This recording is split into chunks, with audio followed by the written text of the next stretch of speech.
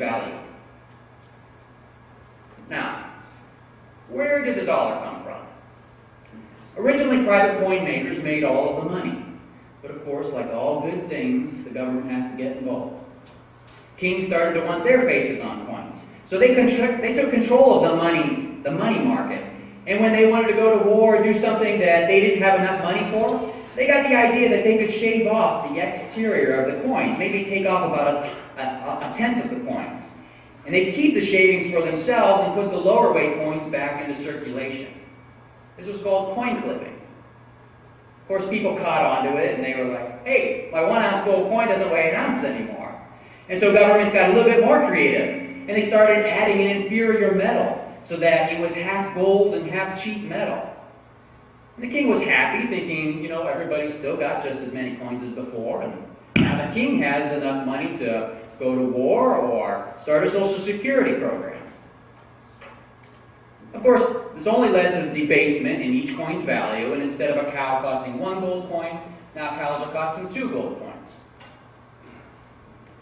Now the dollar, it wasn't just some arbitrary term with an arbitrary value. Listen to where it came from. In the 16th century, there was a Bohemian coin maker named Count Schlick, and he lived in a town called Joachimsthal. And his silver coins were very well respected for their beauty and accurate weight. And they became known as Joachimsthalers, then thalers for short, and eventually dollars. The dollar represented a unit of weight, just like the British pound sterling used to represent 1 pound of silver. The dollar used to represent an ounce of silver, or about 1/20th of an ounce of gold.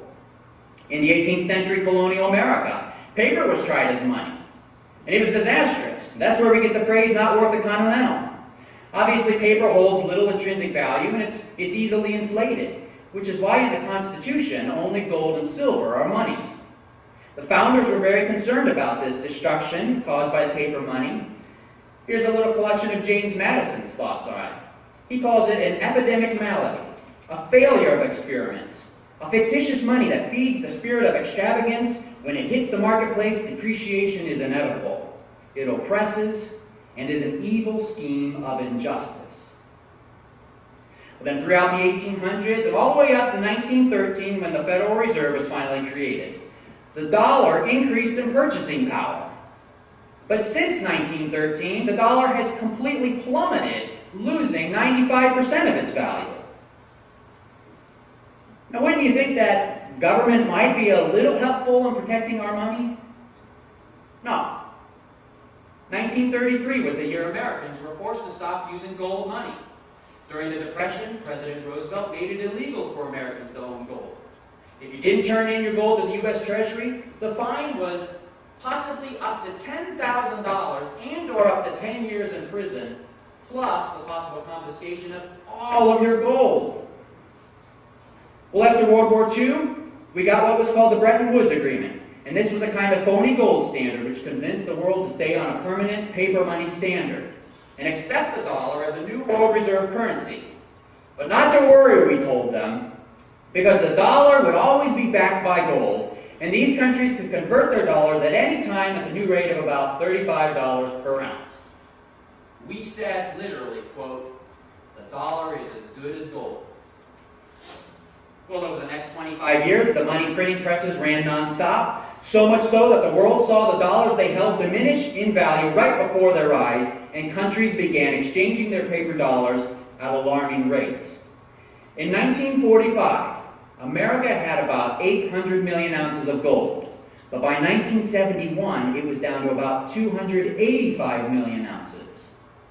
And that's when President Nixon officially closed the gold window, refusing to exchange any more dollars for gold, and completely untying the dollar from something of intrinsic value. Many economists at this time, they actually praised this event as a triumph for the dollar. They said, now that the dollar is finally untied from gold, we're going to see the true strength of the dollar unleashed. And get this, they even estimated that the value of gold would drop to about $6 per ounce. But of course, that's not what happened. And within a year, gold was trading at over $100 per ounce, and it's never dropped below that since. And if any of you have seen Al Gore's Inconvenient Truth, the real inconvenient truth is what's happened to the money supply since 1971. If you recall his hockey stick graph in that movie, that's exactly what has happened to our money supply. It has shot straight up from 1971 to today, and it only continues to grow higher. In fact, the gold is trading at over $1,000 per ounce, and as of today, it closed at $1,092 per ounce. This debasement of the dollar is why some countries today are calling for a new world reserve currency, and while others are asking for oil to be traded in something other than the dollar. When we compare the value of a dollar from just 10 years ago to today, it's worth about 62 cents. And in the Federal Reserve's 95 years of existence, the dollar has lost about 95% of its value. A dollar back then equals about a nickel today. Inflation is not a feature of the free market. Newly created money benefits the first recipients, usually the politically well-connected, banks and those who are at the front line to receive any kind of government contract, bailout, or stimulus payment. But as that money filters throughout the economy, each successive recipient experiences less and less purchasing power as prices begin to rise. Those receiving at last or never at all only experience an increased cost of living. The Federal Reserve's money handling has not only pushed up prices and devalued our money, but it's also changed things in other ways, like the way Americans save for retirement. Economic historian Tom Woods said, "Americans have lost an option they once had, namely, accumulating savings in cash. Only a fool would try to save by piling up dollar bills. Instead, everyone is forced to become a speculator and invest in securities markets they know little about and can wipe them out entirely if times turn bad." This country was founded on natural rights. We see those written in the Declaration. Natural rights teach us that people have a right to remain secure in their life, liberty, and their property. It's a crime to destroy another person's property, and that includes his money. And it is no less wrong just because an organization does it while hiding behind the protection of a government decree. Now, before I move on to the next section about recessions, I need to stop here for a moment and talk about hyperinflation. You hear the word hyperinflation in the news a lot, and usually when commentators are using it, they're talking about 1970s style hyperinflation. Double-digit inflation numbers where prices were going up exorbitantly, but not to the point where prices were taking off at galloping rates. Hyperinflation is really when the currency system completely breaks down.